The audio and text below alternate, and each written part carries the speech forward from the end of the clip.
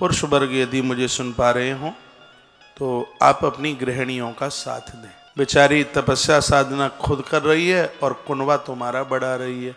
इससे बड़ा परमार्थ और किसका हो सकता है? ये तुम्हारी ही कुनबे के लिए है। ये तो किसी को प्रणाम भी करती है तो कहा जाता है अखंड सौभाग्यवती भव, उसमें उम्र आपकी बढ़ रही है। ये बेचारी क्या, इसको क्या चाहिए? ये तो सर्वाभावेन अपने पिता की देली छोड़ करके आई है। उस दिन से लेकर के लास्ट तक, जब तक ठटरी पर कस करके मरघट तक नहीं पहुंची, तब तक ये सब तुम्हारे कुनबे के लिए करती रही।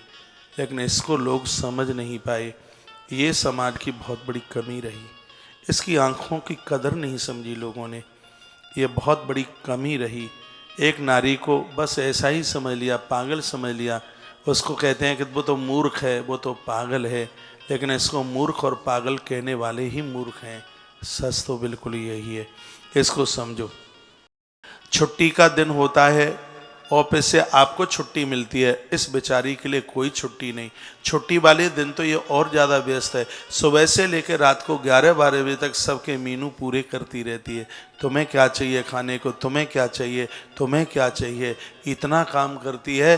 तनख्वाह लेने वाली भी स्त्री इतना काम करके नहीं दे पाएगी जो कि एक त्यागपूर्ण तुम्हारे परिवार को ये संभाले हुए है। शब्द नहीं है इसकी बड़ाई के लिए। रात को 11 बज जाते हैं, ये सबको पूछती है तुमने खाया, तुमने खाया, तुमने खाया। लास्ट में कुछ भी नहीं बचता। बेचारी पानी पी करके सो जाती है और उसको एक बंदा ये भी नहीं पूछता कि तुमने कुछ लिया है क्या। कोई नहीं उसको पूछता। कौन है जो उसे पूछता है? क्या ये ननद पूछती है कभी उसे? क्या उसकी सासू माँ पूछती है? क्या कभी उसके पति ने पूछा? वो 36 बार पति को पूछती है, हाँ तुम अनमने हो, तुमने कुछ लिया नहीं है, तुमने कुछ खाया नहीं है। ऐसे कितने पति हैं जो परेशानी होने पर अपनी पत्नी को वह पूछते हों। देखिए, इसमें आपके नंबर कम नहीं हो जाएंगे। तुम दोनों के द्वारा ही घर की गाड़ी चल रही है। तुम्हें इस परिवार की रीढ़ की हड्डी है।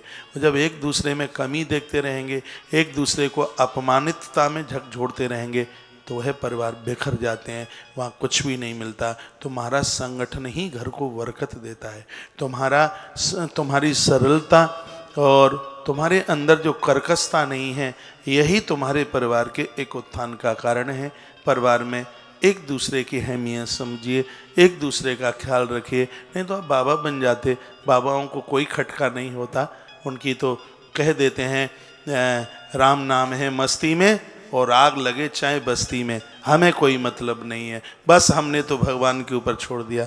जब आपने इतनी बड़ी जिम्मेवारी संभाली है तो उसको पूरा कीजिए। हर समय सिर्फ छिद्रता, सिर्फ दोष ही देखना, ये किसी भी परिवार के ये उत्थान का कारण नहीं हो सकता। यदि कोई कमी दिखती भी है तो देखिए, संपूर्ण तो जीवन में कोई भी नहीं है। कहीं न कहीं किसी में कोई न कोई तो कमी होगी और आप बार बार बस वही कहेंगे और वही रट लगा रखिए। मैं तो उससे इसलिए नहीं बोलता हूं क्योंकि तू मुझे बिना पूछे पियर चली गई। इस बात के लिए नहीं बोलते उससे। लेकिन तुम उसको बिना पूछे कितनी जगह जाते हो, वो तो बेचारी कुछ नहीं कहती। वो तो तुमसे हिसाब नहीं मांगती। हाँ, मैं भड़का नहीं रहा हूं बहनों को, मैं सत्य कह रहा हूं। आज की स्थिति बड़ी गंभीर है। दोनों एक दूसरे की उसका साथ दीजिए। ये पूजा पाठ तुम्हारे परिवार के लिए कर रही है, ये इतनी बेचैन तुम्हारे परिवार के लिए। ये तो सब कुछ छोड़ के आ गई। ऐसे जीवन में 2 से 3 लोग हैं, 3 लोग हैं ऐसे जो निस्वार्थ पूर्ण काम करते हैं, कभी किसी से कुछ नहीं चाहते। एक पत्नी है, एक पुत्र है और एक शिष्य है जिसे कुछ नहीं चाहिए और उसका जीवन त्यागपूर्ण अपनों के लिए समर्पित होता है। ये तो किसी बाप को लगता है कि बेटा इसलिए मेरी सेवा करता है कि मेरा खजाना इसको चाहिए। नहीं, माई बाप ने जिन बच्चों को कुछ नहीं दिया, उन बच्चों ने ईश्वर से बढ़कर अपने माता पिता को समझा। कौन कहता है कि पुत्र कुछ पाने के लिए माता पिता की सेवा करते हैं? नहीं, ये उनका धर्म है, ये इसलिए करते हैं। इस बेटी के पास अपने पिता की बहुत ज़्यादा थी, ये तो सब कुछ छोड़ छाड़ करके चली आई। इसका निस्वार्थ भाव है। तो उसके माता पिता ने उसको ये संस्कार दिए थे, कहा था बेटी तो दूसरे घर की अमानत है और तू उस घर में लक्ष्मी बन के जा रही है। उस घर में तू होगी तभी तो नारायण की कृपा उस घर में बरसेगी। वो तो अपने माता पिता के कहे गए सिद्धांतों का वह पालन कर रही है। लेकिन ये परिवार की, समाज की बहुत बड़ी विडंबना है कि उसको एक नौकरानी की तरह भी घर में इज्जत नहीं मिलती। ये बिल्कुल ठीक नहीं है। वो सशक्ति रहती है। जब आप अपने बेटे के साथ में बैठ करके बात करते हैं, अचानक वो आ जाए तो एकदम ऐसे बंद हो जाते हैं जैसे बिजली चली गई हो एकदम। ऐसी कौन सी बात है जो बहू से छिपाने के लायक है? ऐसी बात है कौन सी घर में जिसको तुम घर की बहू के सामने नहीं कर सकते? इसका मतलब है कि तुम उसको अपने घर का हिस्सा नहीं समझते।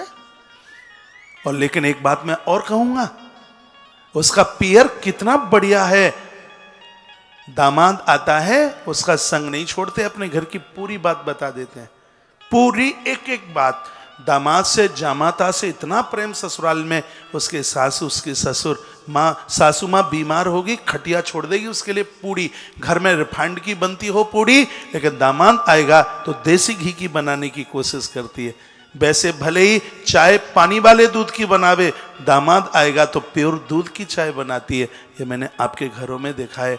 और ये माताएं अपने पुत्र को भी इतना बढ़िया तरह से नहीं जिमाती जितना कि वो अपने जामाता को, अपने दामाद को जितनी बढ़िया तरह से जमाती है।